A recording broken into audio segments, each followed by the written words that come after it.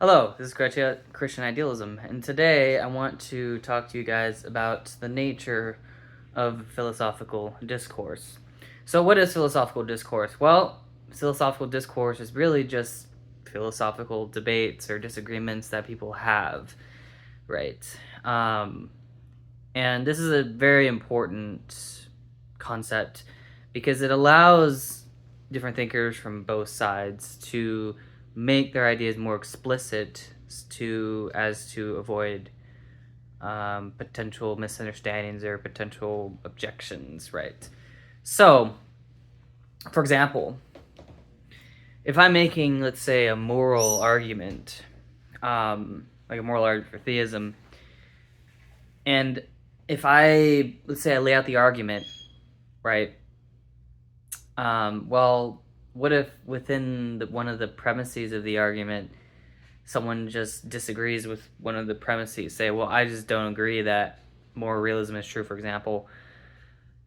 Then that argument is not going to work for them, right? Within their system of beliefs, right? Take another example. If let's say I'm a theist and someone presents me with some logical argument from evil, it's more likely than not that there's going to be one premise in there that I just don't agree with.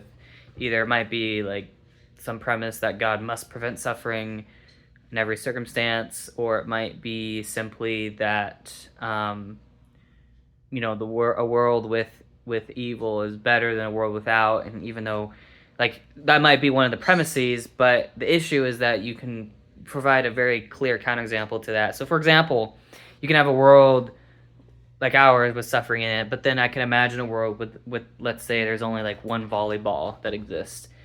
Does that mean that world with just one volleyball is better because it has like no evil in it? No, that's obviously false. Um, that would be absurd to say that the world with only one volleyball in it is better than our world simply by the fact that there is no evil in such a world.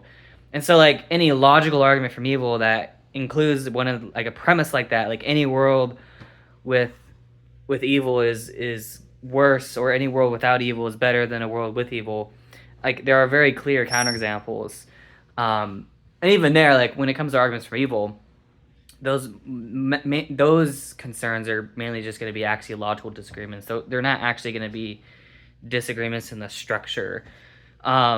And so when it comes to philosophical discourse, we can make this distinction between the structure of an argument versus the content.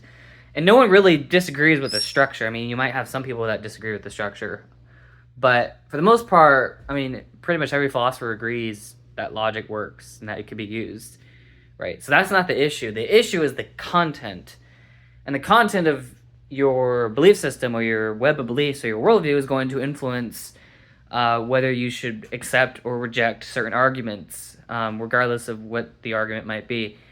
One way to think about this is, let's say you have an argument with certain premises. Well, those premises are going to have explicit commitments, either directly or indirectly.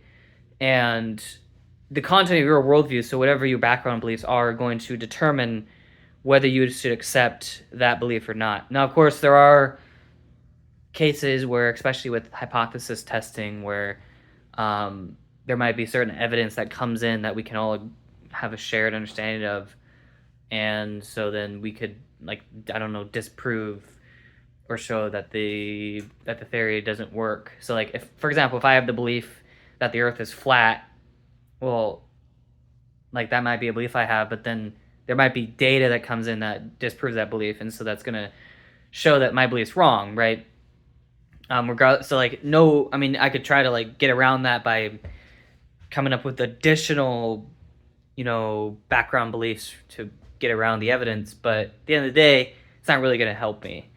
And so in that case, then, this kind of a priori philosophical discourse is not always going to work in every situation. Sometimes you're going to have to go with what the data says when it comes to certain disagreements. But even there, for the most part, even philosophers disagree about what even is evidence in the first place. For example, there's the positive relevance view, which is what I hold to, but then there's other views of evidence, like psychological views of what evidence is.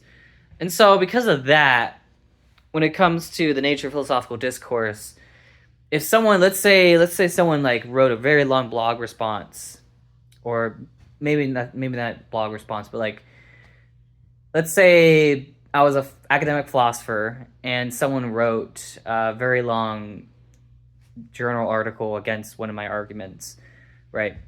Um, some might be tempted to say that, oh, I should make the response immediately, that I should immediately, write my response article and then try to get it published. That happens sometimes, certainly, but a lot of the times, especially if the if the philosopher in this instance is doing research in another area, if someone critiques them on a particular subject, a lot of times it takes years before you actually get a response, right? So here's one example. So Callum Miller, I think it was like back in 2019, 2020. I could be completely wrong. I don't have to recheck what he did. But what he did is he wrote an article critiquing, I believe it was one argument from evil. Michael Tooley's argument from evil. Yeah. So basically, he was going after Michael Tooley's argument from evil, and some people thought, oh, this is like a totally, this is a knockdown objection, right? But then Michael Tooley came back at him pretty hard, and provided a really good response to him. Now, did Michael Tooley do that immediately? No. It took him a very long time. It took him a few years before he actually wrote a response article back. And so there is a difference between doing a response quickly versus doing a response concisely and to the point. You can write a response very quickly, but then it just be a really bad response. Or you could take your time with it, understand what the objections are, and then come up with your response and show why those objections don't work. And typically, in philosophy and the nature of philosophical discourse, that's what happens, right? So it's very different than what you see in the online sphere, right? Because in the online sphere, it's like, oh, well, someone made a response to me, so now I gotta like immediately respond back. It's like, no, that's not how it works.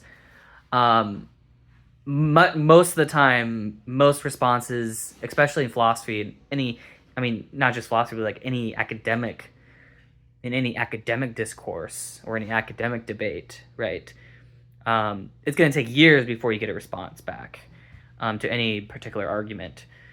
And typically, a lot of the times, like, there are cases where objections can actually help to make so like if you have the proponent and then the opposer, so the one that objects to the argument can actually, because they show the flaws in the system, the person that they respond to, they can actually, gives them the opportunity to improve their system to address the specific objections that the objector tried to make in that instance. And that's, a lot of the times, that's actually how philosophical progress is made, where basically you present a view, people make objections, and then you respond to those objections by improving your overall system. That is the nature of philosophical discourse, and that is much different than what you see in the online sphere, especially dealing with the nature of philosophical disagreements.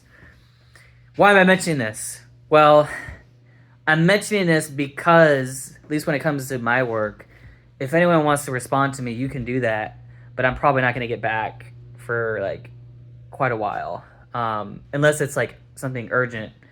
But most of the time, if someone critiques some of my objections, I'll know like immediately. I'll immediately read your response or your objections. But in order for me to, like, as a philosopher, in order for me to respond properly and in the right way, it's going to take time for me to process the information and then come up with ways to improve my system and ways to address the, objections that are made. And so I would advise any philosopher like that's watching this to take that same approach when it comes to the nature of philosophical discourse and the nature of philosophical disagreements, which is take your time. There's no need, like, if someone makes an objection to your view, you are perfectly in your rational ability to take your time with a response and don't rush it, right? Especially especially like if you're busy with other stuff. Like for me, I'm a college student, so I don't really have time, at least right now, to address what everybody has to say. So yeah, just that's generally how you should approach the nature of philosophical discourse and disagreement. Anyways, that's all I have to say on this subject, and have a nice day.